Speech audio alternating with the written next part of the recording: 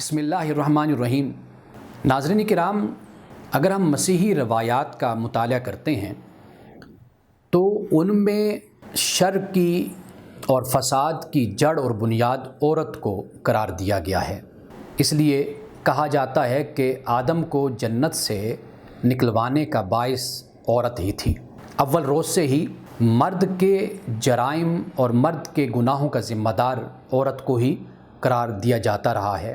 لیکن ہم یہ دیکھتے ہیں کہ اس وقت تو عورت نہ تو گھر سے باہر نکلتی تھی اور نہ ہی عورت کا لباس مختصر ہوتا تھا، لیکن اس وقت بھی الزام ہمیشہ عورت پر ہی ہوتا تھا۔ یعنی ایک وقت وہ تھا کہ عورت گھر سے باہر نہیں نکلا کرتی تھی، لیکن اس وقت بھی عورت پر ہی الزام تھا۔ پھر ایک وقت آیا کہ پالکی گھر کے دروازے پر لگا دی جاتی تھی، عورت اس پالکی میں بیٹھتی، دو مرد اس پالکی کو اٹھاتے اور جہاں عورت نے جانا ہوتا تھا وہاں پر پالکی کو رکھ دیا جاتا تھا اور عورت گھر میں داخل ہو جاتی تھی۔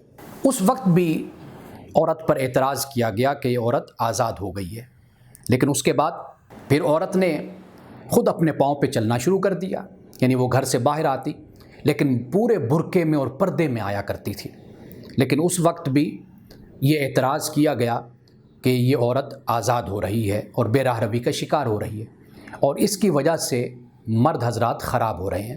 لیکن پھر اس کے بعد عورت نے وہ برقع وہ پردہ اتار دیا اور ایک بڑی سی چادر لے لی، اور اس دوران بھی یہی شور مچا۔ عورت نے پھر چادر اتاری، پھر دوپٹہ لینا شروع کر دیا۔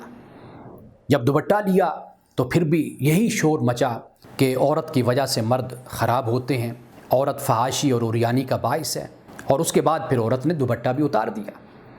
لیکن آپ یہ دیکھیے کہ الزام جو پہلے دن عورت پر تھا وہ الزام آج اس 21ویں صدی میں بھی عورت پر قائم ہے۔ ان الزامات کے مقابلے میں ہمیں کیا کرنا چاہیے، ہمارا رویہ کیا ہونا چاہیے؟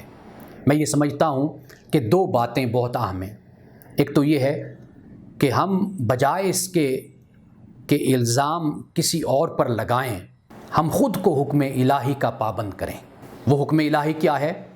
سورۃ النور میں اللہ سبحانہ و تعالیٰ نے فرمایا ہے کہ مومنوں سے آپ یہ کہہ دیجئے کہ اپنی نظروں کو نیچے رکھیں اور اپنی عصمت کی حفاظت کریں۔ پھر اس کے بعد عورتوں سے کہا کہ مومنات سے آپ کہہ دیجئے کہ یہ اپنی نظروں کو نیچے رکھیں اور اپنی عصمتوں کی حفاظت کریں۔ پہلے مردوں سے خطاب ہوا اور پھر اس کے بعد عورتوں سے خطاب کیا گیا۔